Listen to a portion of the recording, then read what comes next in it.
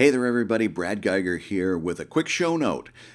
David and I were overjoyed to be able to record this episode of ComicLab with a man who is a longtime good friend of ours, Scott Kurtz. This is a show we've wanted to do for a long time, and we were thrilled that it was finally happening. However, at the end of the recording session, we noted that there was a little something wonky going on with David's microphone. And we were faced with the unfortunate decision of, do we try to re-record that session and try to recapture some of those magic moments, or do we do the best with what we had captured? Luckily, we had audio engineer Matt Woodard on our side, and he did a Herculean job of mitigating that sound distortion that had been captured. However, you will still notice just a little difference between Dave's usual dulcet melodic voice and the recording in this episode. That notwithstanding, I think this is one of the best episodes we've done, and I am thrilled to be able to present to you a ComicLab featuring Scott Kurtz.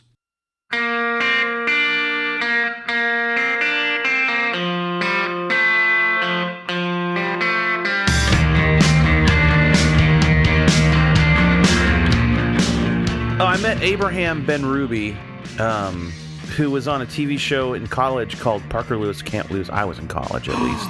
I remember that. That was kind of like a Ferris Bueller type story, right? Yeah. It was like, the Ferris Bueller show sucks, so we'll make a good Ferris Bueller show. Yeah. But he was also on ER, and he was in my favorite Western, and so I was like, oh my God, it's Kubiak.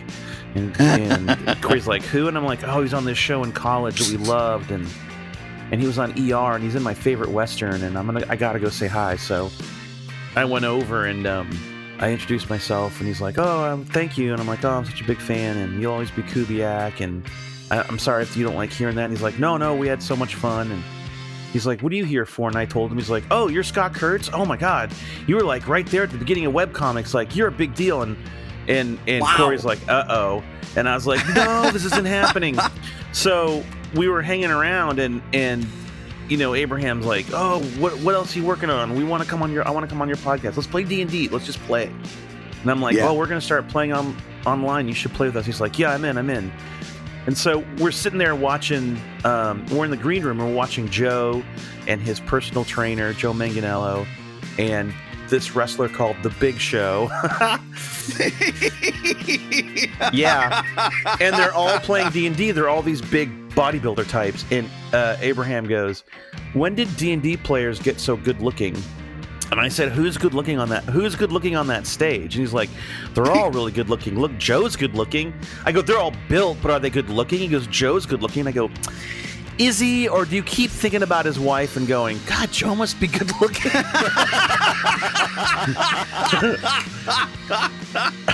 Because if Joe's wife was interested in me, you'd think, Scott's good looking. And I'm not. Scott's a babe.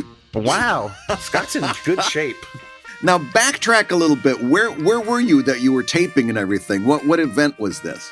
So Dungeons and Dragons parent company, Wizards of the Coast, used to pay tens of thousands of dollars for me and my friends to go on stage and pretend to be D&D people. And then they got tired of spending all that money on one event with one group and decided to be smart about it. And they started having these yearly streaming events where they would have a ton of different, basically D&D shows come and perform live. And what they did this year is they rented it. The first year they did it, last year they did it in Seattle, but this year they did it in LA, and they rented a studio lot, and they built a set. Like they built the town of Waterdeep, like a movie set of a medieval town square. And that's where they played the games. Wait, and were you physically walking through the set? Like, and now we're going to go into the pub. Yeah, there was a tavern, there was a blacksmith, there were shops, and there were some partners of WotC there. And each of the shops was one of the partners. So there's a video game company called Codename Entertainment in Canada, and they make a Dungeons & Dragons video game called Idle Champions of the Forgotten Realms. and Binwin is going to be added to that game. They're putting Binwin in the game. Ooh. Oh, that's super fun. Yeah. That's so gonna be they asked really if I would come exciting. out, and because people could watch the stream at home, and they had all these celebrities playing D&D, but if you paid, you could come for the day in LA, get a tour of the set, and then watch them play D&D live. So when you got a tour of the set, they had all these extras walking around pretending they were citizens of Waterdeep. And the tavern actually sold booze. Oh, that's awesome. So you could like walk around the set, pretend you were in Waterdeep, see the different booths, get some beer, and then a fight would break out on the street, like a real sword fight. Oh, wow. Because they had some of the actors were people that did the live, fighting with real swords. So like everyone would be hanging out. They'd have kind of meandered around the booth like it's a convention. But instead of cosplayers or actors pretending to be actual people in medieval times. And then all of a sudden someone would be like, give me your weapon. He's like, take it from me. And then there'd be a fight. Yeah, it was cool. They did that like... This is just like the food court. It was just like the food court at Comic-Con, basically. Yeah, that's exactly right. So yeah, I got to spend a couple days in LA doing that. That was pretty fun. And then there's like a bunch of people that are kind of in the Hollywood, I guess, LA scene that love D&D. And so like Matthew Lillard was there, and Deborah Ann Wall from True Blood and Daredevil was there, and Joe was there. Sam Witwer, who was in The Mist. Oh, who also does the voice of Yeah, Maul, he was right? just in Solo. Oops, spoiler alert. Yeah. Sam was there. But what's funny is, so Joe was there because he's a fan. He likes to play. But he has a clothing line. Deborah Ann Wall was there because she loves to play. Matthew Lillard's there because he runs a company that prints D&D stuff. And Whitwer was there because he's printing a book about the history of D&D. Like, they are all making things. They're not just there as fans. Right, they're working it. Yeah, they're all, like, making stuff. That's really smart. It's crazy. When I introduced myself to Sam, he was just really, really excited about his book. I'm like, so you're doing an art book? He's, no, it's not just an art book. It's the whole history of D&D. I mean, it's the whole history. It's, how it got started and who was involved. And That's a great idea, though. like, they're super into it. That's super cool. Yeah, it was a little surreal. It's kind of weird. So I got to tell you something funny about, you saw Joe's trainer and you saw the size of his arms, right? Yes, I did. So for my 40th birthday, we were doing a game night at my house, and Joe goes, hey, I got your birthday gift. And I go, oh, cool. What's that? And he goes, I got your training sessions with my trainer. And I went, oh, no. Oh, no, I don't want this. No, I don't want this. So this was my 40th birthday, right? And so a year and a half passed. Oh, maybe, no, it was 2 years passed, and my birthday was coming up. He goes, hey, you're turning 42, right? And I go, yeah. He goes, have you taken up that trainer thing that I got you with my trainer? I was like, no, I need to get in shape before I go get in shape. I can't go to this guy in the shape that I'm in. He's going to destroy me. And he goes, this is the whole point of having a trainer. Just go. And I was so afraid to go. And first of all, he's a really nice guy and really, really creative, really funny, loves sci-fi. But he's also like I think it's the 40 and up champion on CrossFit. So like he competes nationally and internationally in CrossFit, and he's amazing. Like there's not a single ounce of fat on him. It's like the muscles have muscles. And so I'm like, all right, I'm going to do a little session. He goes, all right, we're going to start it slow today. And so we do a CrossFit session. And he's like, all right, well, that was pretty good for your first time we went super light. And I was like, haha, yep, super light. I go out to the parking lot and proceed to barf into a trash bag in my car. That's how my first session went. Did you ever do a second? I was like, all right, great. Handshake. Thanks so much. Yeah, that was really fun. I'm just gonna go barf in my car real quick. Yeah, no, man. He's crazy. Now, here's the question. Do you think you pulled one over on him or not? Oh God, no! I was so, you know how like when someone's like, all right, do a squat, do a wall sit and hold it for 2 minutes, right? And your entire body is just quivering because it's like, dear God, let me do anything other than this wall sit. Yeah. And so he was, I'm not fooling anybody. Jesus. Wow. Did you go back to him? I did, and so Gloria was laughing because I I started training with his wife, who's also ridiculously in shape, and because those were the easier sessions. He's like, why don't you start off with like some easier sessions, right? And you're in for a bad workout when I started to pre-plan where I was going to barf. Like I would have a trash can in my car. You need an exit strategy.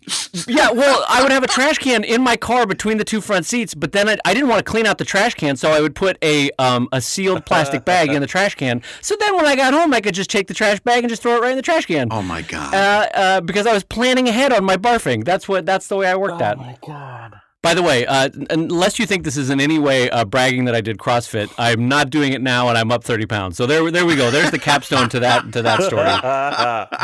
Oh my God! Holy moly! So Joe, if you're listening, my birthday's coming up.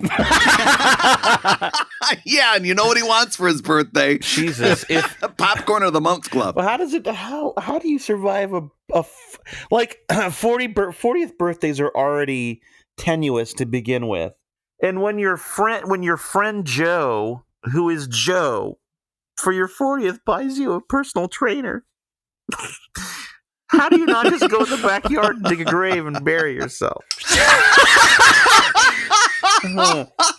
Well, just to remind you both, I waited 2 years to do this thing. Like 2 years is not a short amount of time.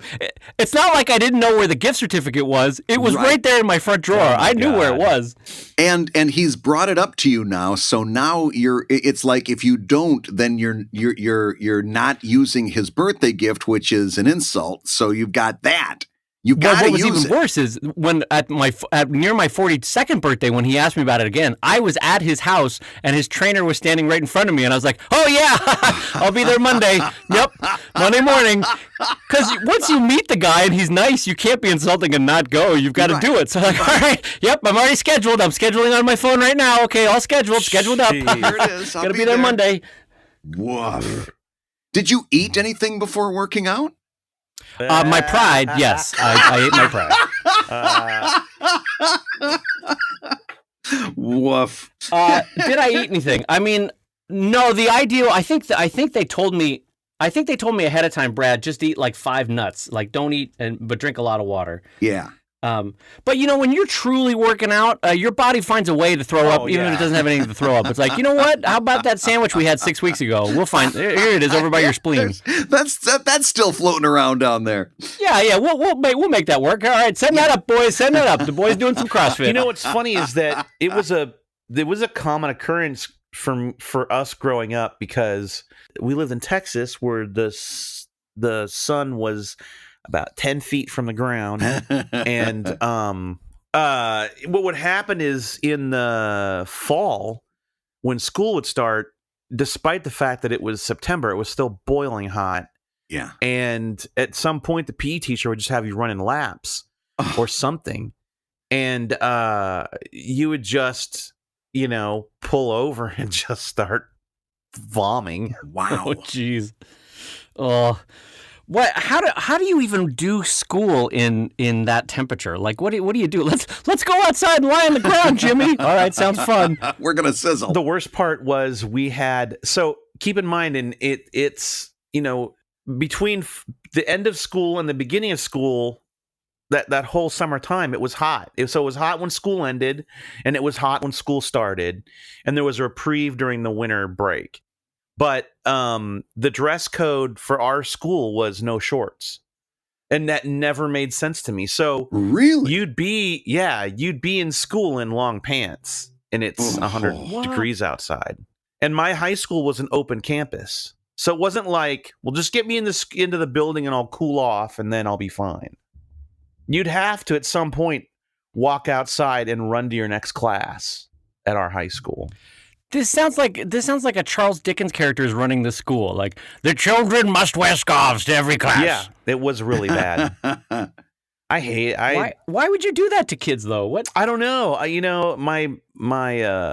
I tried to get my mom involved to make a big deal out of it because we were like having a discussion with teachers about it. She's like, that really doesn't make a lot of sense. My art teacher. I'm like, why?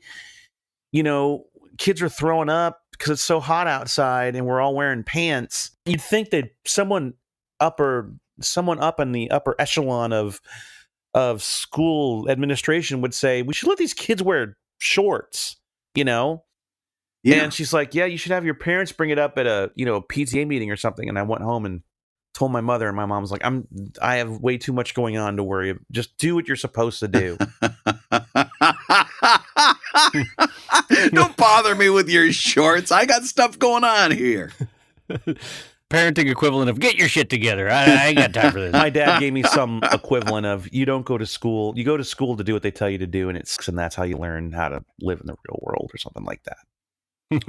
Wow. One of my favorite things about Bermuda as a country is, have you ever seen it when Bermuda diplomats get together and they're wearing the Bermuda shorts, but they've got long dark socks and dress shoes on? They all look like they're on vacation. Yeah, do a quick Google search because it looks like party downstairs, but business up top. Like, just look up Bermuda and, I don't know, diplomat. I'm gonna look it up right now. I'm gonna see if I can find diplomat. This. Like, it's so funny when you see them get together and like, we've done the communique, and the camera pans down and they're all in shorts with dark socks. It's the funniest thing. I can't find it. They're wearing the official shorts now, of their though. country land. Okay, so here's my critique about Bermuda. Like, if you're gonna go shorts, go whole hog. Like, get out some flip flops. Like, what are you doing with the dark socks and the dress shoes? They're not savages. Like, but They're still sophisticates. But who are you scoring? I don't know. Scott, who are you scoring points with the dark socks? Like, the other guy's like, no, Jim came in flip flops today. He's fired. Well, No, he's fired. Well, that's a lot like comics. Oh my God! Hold on. I was just gonna say we're 16 minutes in. At some point, Dave, you've got to say hi, everybody. all right, then I will say hi, everybody, and welcome to ComicLab, the show about making comics and making a living from comics. I'm Brad Geiger, editor of Webcomics.com and cartoonist of Evil Inc.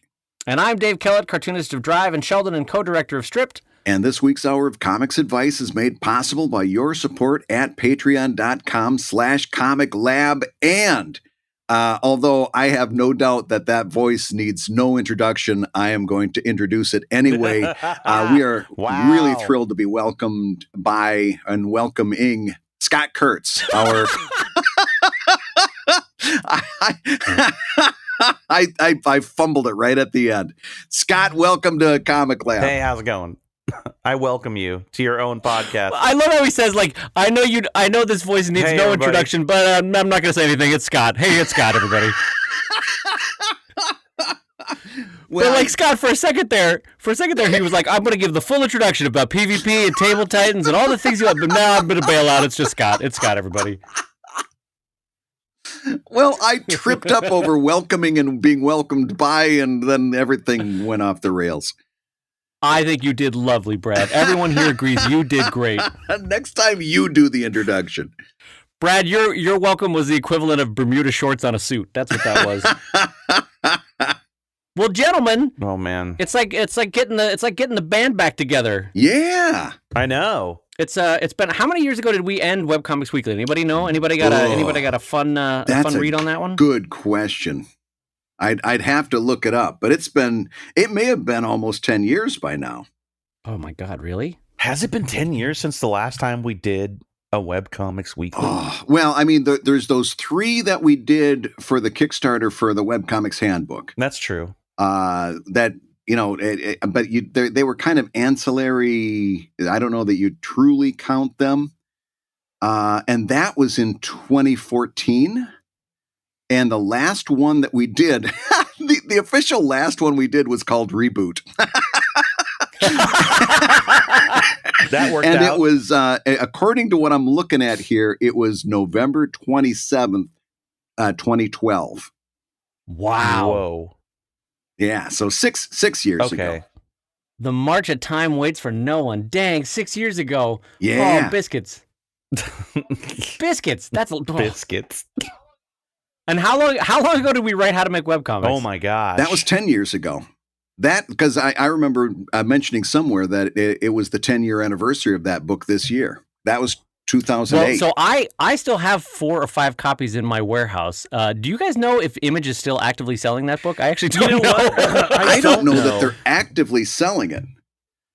because if you go to Amazon, because I did check this out recently. I'm just going to check it while I'm talking. If you go to Amazon, the only way to buy it is through third-party buyers. Last I checked. I think it's out of print. Yeah. Well, I don't know how that's possible. All our data about the internet before Twitter and before Instagram and before yeah, before Facebook. No one. Oh, that book is still so relevant. I've got 2 or 3 books. I've got 2 or 3 boxes full of those books of the before we caught all the typographical errors. I've got all the ones that say unshark mask and all kinds of stuff like that. Those are the real collector's items. And Scott, every winter, every Philly winter, he starts shredding them and stuffing them around the windows. Little extra insulation, mother.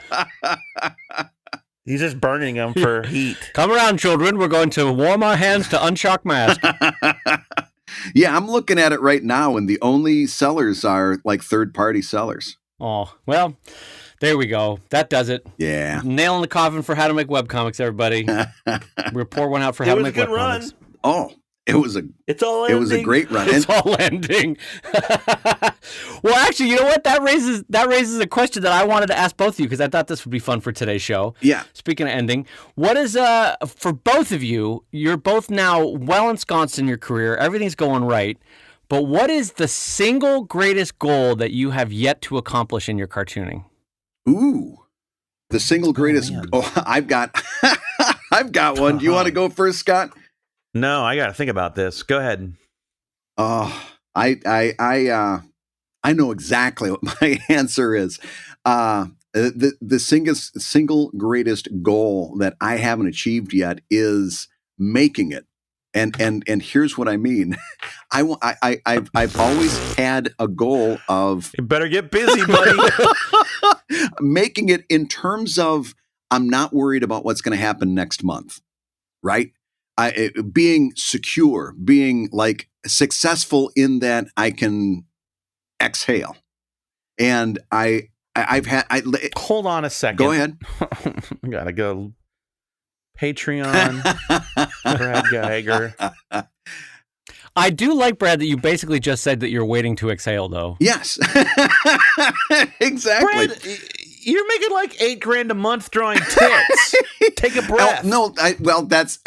Listen, last year I had the best year I ever had, even when I was doing a day job and comics and ads were hitting and everything.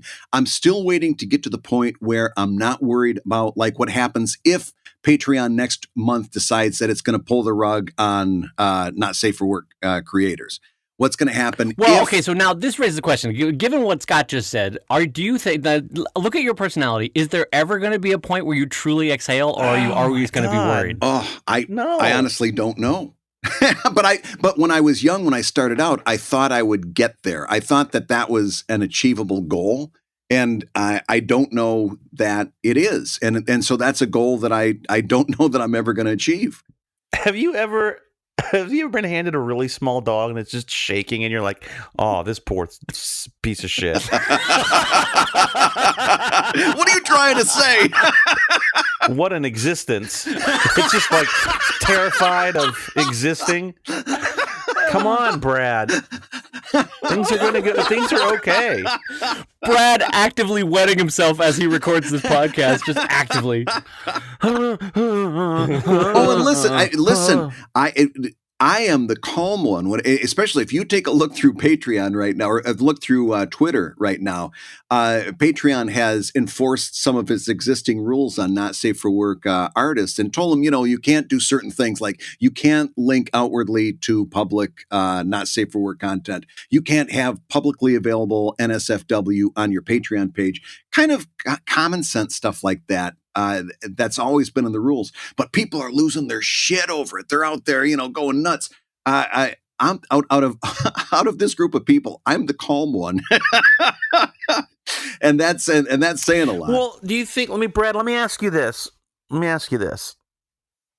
you think that, like, on any porn set in America, anywhere, I'll even say the world, do you think on the set of any pornography, in between takes, there's a chick with her boobs flopping out, and a dude walks up with his dong flopping out and sits on the director's chair next to her, and it's like, oh man, right?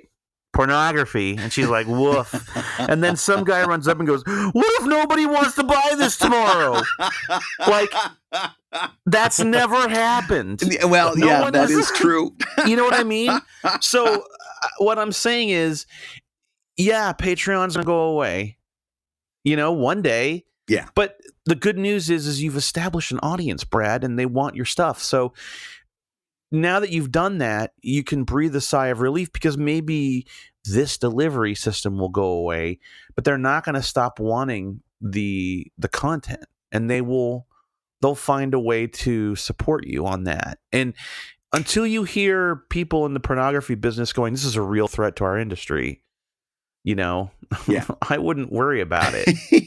Well, I take any aspect of your cartooning away from it. Don't you think, Brad, that at this point it's just because it's been 20 years of constantly struggling that you're afraid that it's going to ever be that way? Isn't that the fear?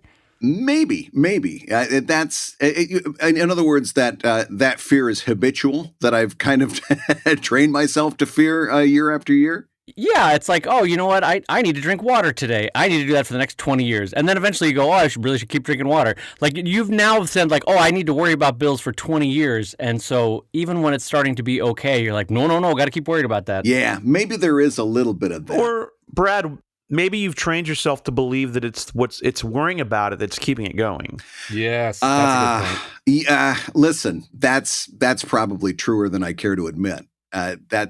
That hits a little close to home. If I stop worrying about this, that's when the whole thing's going to fall apart. Yeah. I think there's something to be said about, because I always say to Angie, like, every time I'm a little bit scared about what's happening next is when we take our next big step. Every time I'm scared, that's when we take our next big step. And so I'm a little bit scared, but that's not a bad thing.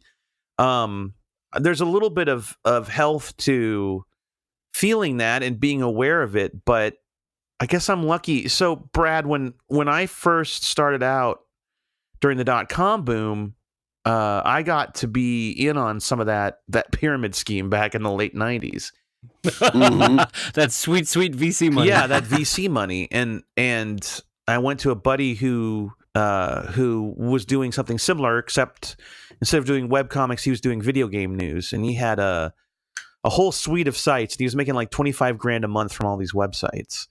And I'm like, this can't keep up, can it? He's like, oh no, it's all going to implode.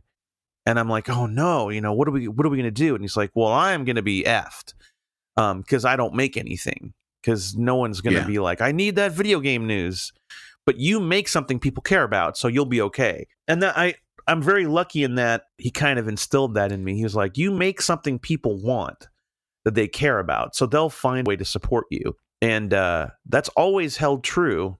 So I wish I could impart that on you, Brad. I need closure, though, on this guy's life. Is he working at Best Buy now, or what's he doing?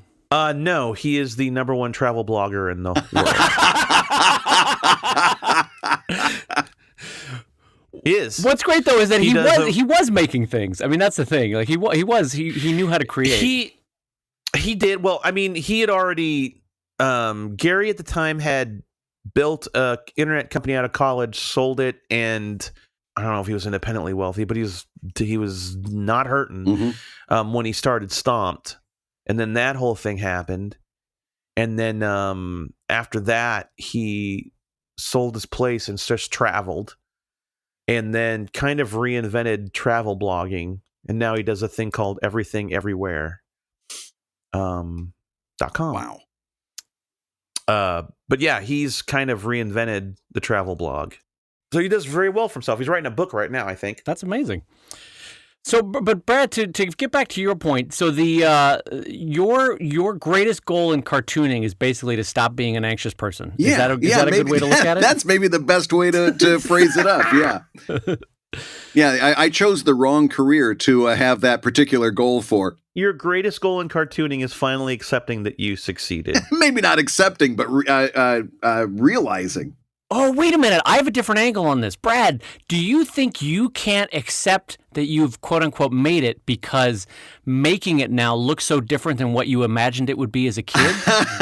It does look different.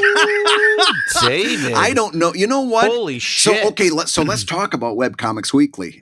We used to talk about creators' guilt, success, the guilt that certain artists would feel over being successful.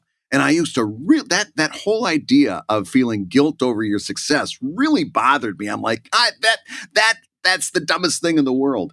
And what you guys are saying back to me is that what I'm saying sounds an awful lot like that. And that makes me very upset with myself. But what Dave is saying, we need a couch. You need to lay down, Brad. What he's saying, though, is that the win condition that you aimed for when you were very young doesn't exist anymore, so you can literally not reach it. Well, and you have not redefined the win condition for yourself yet, so you're never going to feel like you've reached that goal. Right. That's wow. Right. Yeah. That's You're never going to be a syndicated cartoonist. Right. Yeah. And you're never going to be in 500 newspapers, and you're never going to win a Reuben because none of those conditions exist anymore for what success is, you know? Right. And you're never going to be on a talk show panel with Charles Schultz, also because Charles Schultz is dead. That's another reason. So that's also true. He did die. Let's just all get it out of the way of everything that we can't achieve in our life. That's another one. Yeah. So Brad, no, I listen. As much as Scott and I are kind of joking about it, I think we both appreciate where you're coming from on this. Is that we couldn't have gotten to where we got to without fear. Like as Scott admitted, I got fear, you got fear, we all got fear. Yeah. But like that's not a goal per se. That can't be your goal. Like what is your cartooning thing you want to achieve before you die? Like you go into the grave and you're like, I did X. Oh. What is that still? Well, hold on. Let's come back around because we've talked an awful lot about me. And before we do that, and also to let me think about that for a little bit, let's do because I'm going to have to really reassess here. So you guys have both given me a lot to think about. Let's go to one of your other goals. Let's go to one of your goals. Okay, so Brad, I've got two answers for this, and one of them is the egotistical question, and one of them is like the pure artist answer. Or sorry, the egotistical answer, and one of them is the pure artist answer. Okay. And so you get to pick which one I go first with. I want to hear egotism first, always. All right, the egotism first is all the awards. Yes. That's just me being honest. That's me at my smallest. Yeah. That's what I want. Is that I want all the awards. Like. That's not small. I'm tired of people thinking that's small. If at the end of my days I was able to win one or two of what I would consider the big career awards for cartooning, that would feel really fun. I think I'd be like, it's okay to go now. I can let go. You know, that kind of thing. I've already kind of come to peace with the fact that the only way I'm going to win one of those awards is if I live really, really long and they give me one of those "You Haven't Died Yet" awards. I'll take it. I'll take the You Haven't Died Yet award. Yeah. I'm happy to have a bunch of 20, 30, and 40-year-old cartoonists go, and to 85-year-old Dave Kellett for still cartooning. Here's his double Reuben, Eisner, and Harvey award, or triple award. So so that's the egotistical side of me, is that I would like to at the end of my days have work, but that also implies that there's work that I was super proud of, and it would mean a lot to have won an award for it. You know? Yeah. Not just win the award, but that means that you did good work. Yeah, like I don't know what this says about me at the moment, but. If I never won a big award for Sheldon, I'd be okay with that. But if when Drive ended, there was no acknowledgement of it, and no one ever didn't get nominated for anything when it was all wrapped up, I'd be a little sad about that. I think that one I would like to have a little bit of good feedback from the world. But if it doesn't happen, so be it. But that's the one where in my egotism I would like to have an award for, I guess. And then, so then the pure artist goal is if I can just keep doing this until I'm dying, great. Yeah. Like if I don't have to take a second job ever, that would be great. I would consider that a great goal. So that's the more pure one, and then the more egotistical one is I want all the awards. So that's my answer to that. This is so bringing funny. back another big Webcomics Weekly flashback. I remember you saying that back in Webcomics Weekly, you said that one of your goals was to die at your drawing desk. Oh, did I say that? I remember you saying that.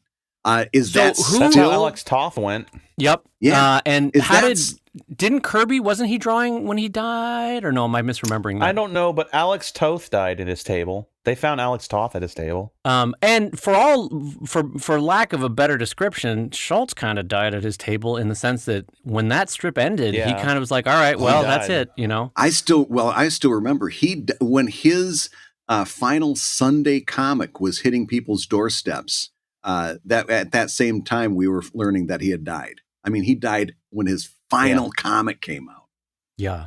Well, that to me makes total sense in regards to his personality, because I don't know what your guys' situation is with grandparents, but have you ever had it when a grandparent passes and then, God rest him, the next one goes like 6 months later just out of heartbreak? Yep. Yeah. Yep. Yeah. And I feel like that's how Schultz went. He knew that last comic was going, and then he just kind of a little bit let it go and died of heartbreak, you know. And It's possible. It's very, very possible. You know, I got to tell you, Dave, I really feel both of your choices, because I can't tell you how many people in places of advisory roles in my life have told me not to give a shit about awards. But fuck you. Of course you give a shit about awards, because you want to be recognized for your work. Mm-hmm. And you want to be recognized for your work by the people that could most get your work, and those are your peers. So when you do get an industry award, it means something. And I'm gonna tell you something that's gonna piss you off.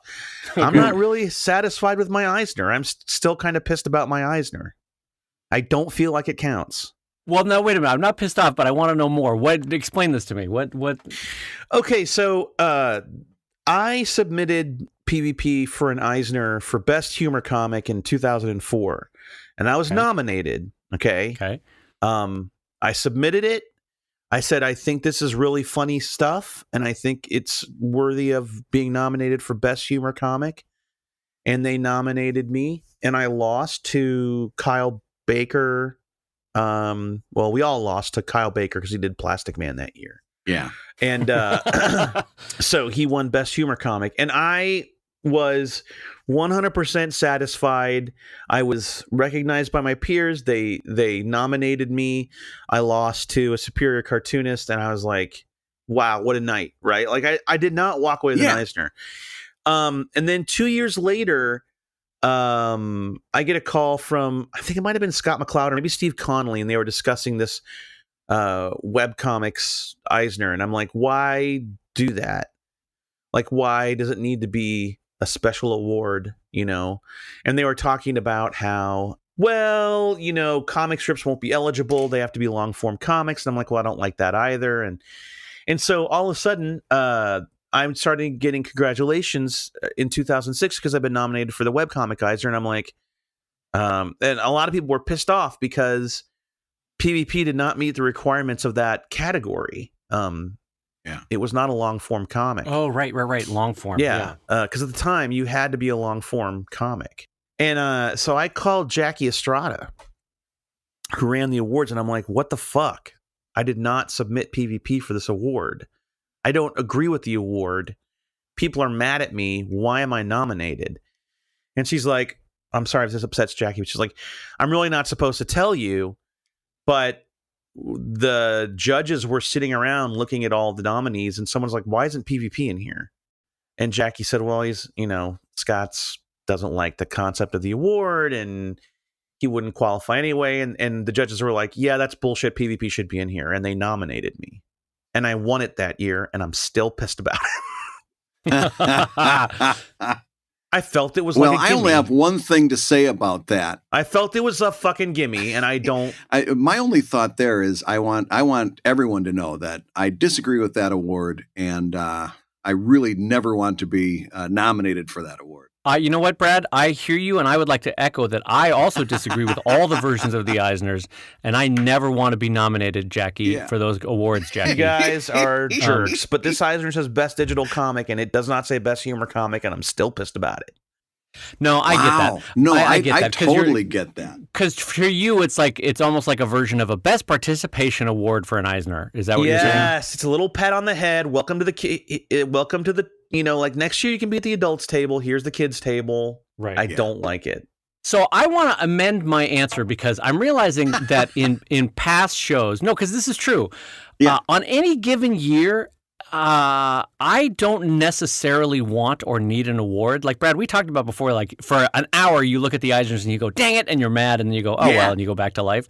Yeah. Like on any individual year, I don't want an Eisner, but I want those big awards before I die. Does that make sense? That like on any individual year, I don't care, but I want them sometime before I'm 80. Sometime, yeah. It just has to happen sometime. Not necessarily this year or next year, but at some point, it would be nice to know you hit that peak.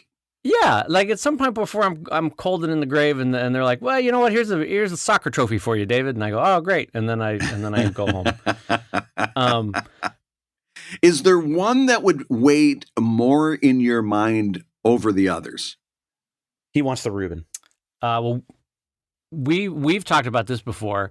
Listen, I'm going to be my most honest here. I want both. Yeah. Yeah. I would like a Reuben and an Eisner eventually at some point. I'm now 43. I figure I got maybe 25 more good years of cartooning in me. Mm-hmm. I can maybe figure out a way to do. I don't know. I don't know that I'll ever do it. Maybe I've reached my peak and I'm already going downhill. I don't know. But if I'm being honest about it, I would like both. Is the truth. Do I need both? No. Do I need one? No. But I would like both. So that's my answer to that. How about you guys? What would you rather have? Eisner's probably both of you? I'd rather have the Eisner than the Reuben.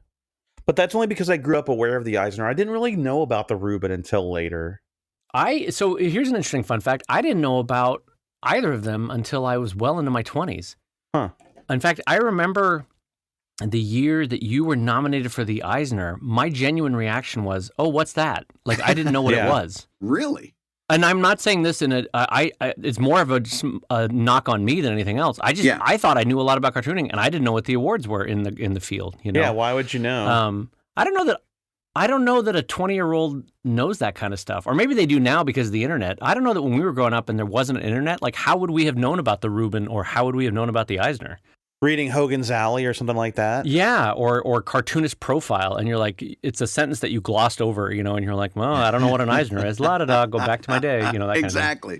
You know what award I want the most? Only because it's the best design award out there is the Ink Pot Award. Oh, that is a great award, yeah. I don't even know what it's for, but you know what? Wait, hold on. I told Brad this once, and I want to repeat it to Scott because I want to get his reaction. You know what award I want? I want one of the Angoulême Awards because I told this to Brad once. If I can get the French to think that I'm a great cartoonist, then I will truly have succeeded. Like that will be the greatest mark of my career. I agree. Also, this makes me think about this. What award don't you want? I can name it. Really? I know what it would be for me. Shall we all say it at the same time? All three of us? Yeah. All right. 1, 2, 3. SPX Ignatz. Awards. Yep. Okay. That's right. that the fucking Ignatz brick. Award. The fucking brick. I couldn't remember the name of it. It's the Ignatz. Oh man, no one wants that piece of shit. Oh man. Wait, what did Brad say? I heard Scott, but I did not hear Brad in the background. I sandbagged both of you because I could see it in my mind and I couldn't make the word happen. But it was I was right there along with you, but I sandbagged. Oh, did you say the Tony Award? No, Dave said SPX, I said Ignatz, and Brad said my wife's approval. Yeah, I gave up on that one a long time ago too. All right, so we've put it off long enough. So, Scotty, what are the last goals you want in your career? Like 20 years from now, 30 years from now, what do you truly want that you haven't yet achieved? I would like to create something that resonated with people that was timeless. That wasn't rooted in some bullshit pop culture. Yeah. And I'm very, very proud of Table Titans. I feel about Table Titans the way you feel about Drive. Like I love PvP and it's given me so much and I enjoy drawing it every day, even still 20 years later. But I'm really like Table Titans is the thing that I was hoping I was going to draw when I was in high school and college, like something really awesome.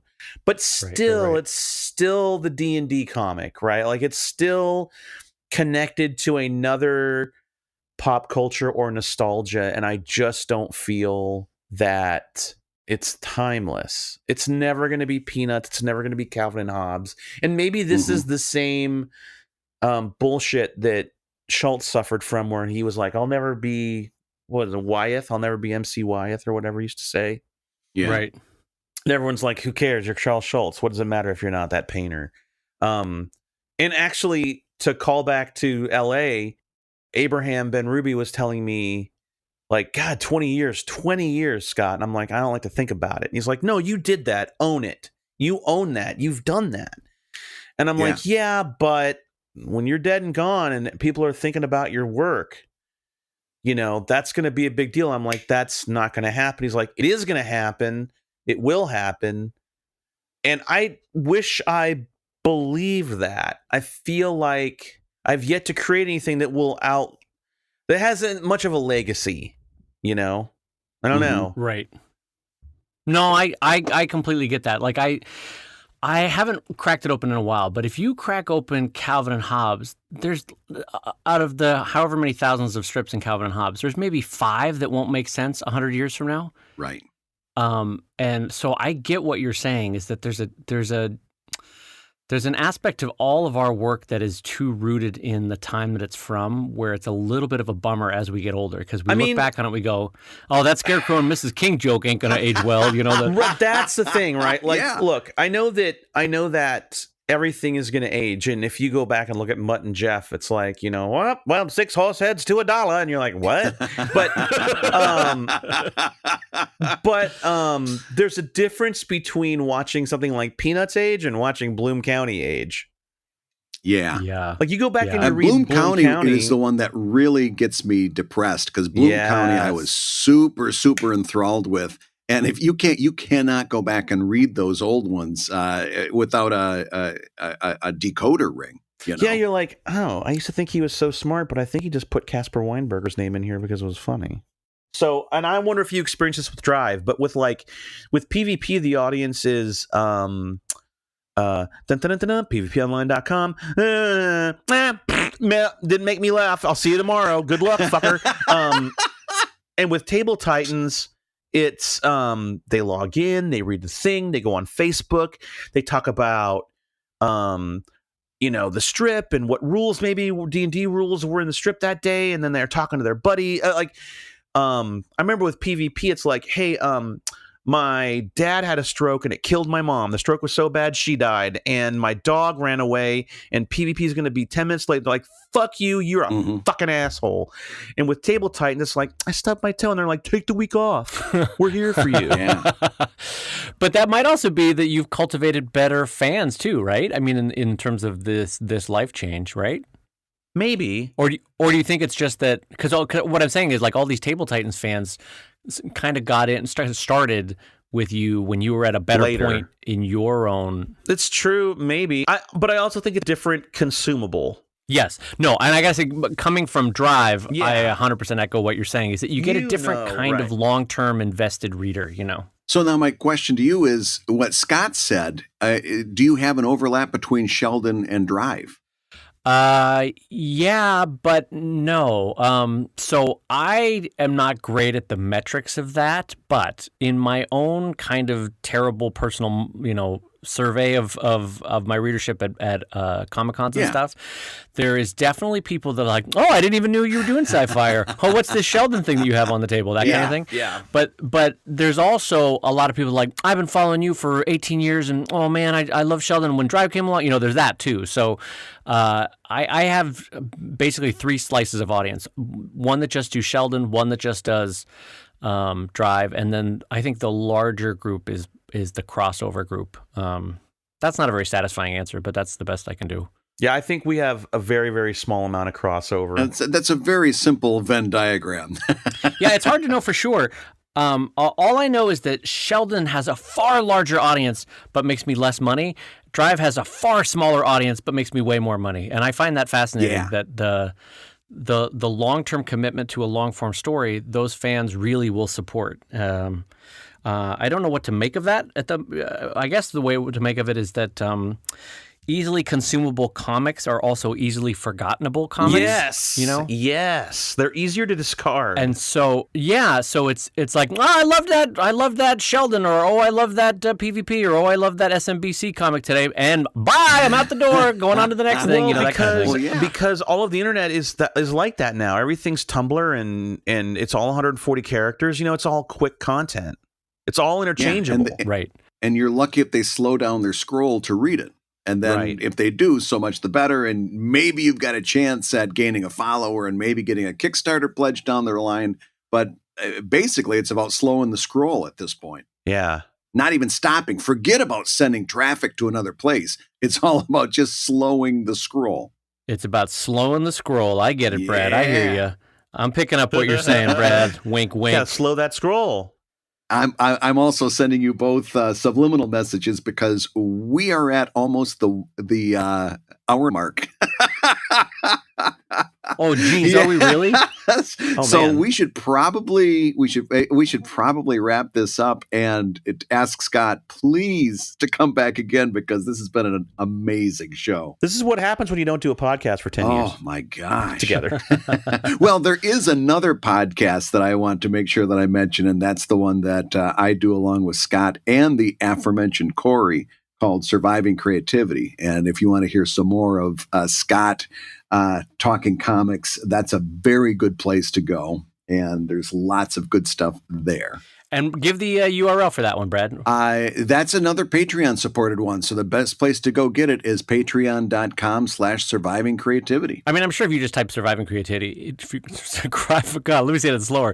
Surviving creativity. Is it surviving show? I don't remember. Maybe it's surviving show on Facebook. On Twitter, it's at surviving show. Oh, okay. This is like a version of when someone at a party is like, so what do you do? I'm a cartoonist. Oh, what's your site? I don't remember at the moment. Just look Dave Kellett. Exactly. Just look for me. Just put it in You'll Google, find it. Yeah, just Google Scott Kurtz and then run.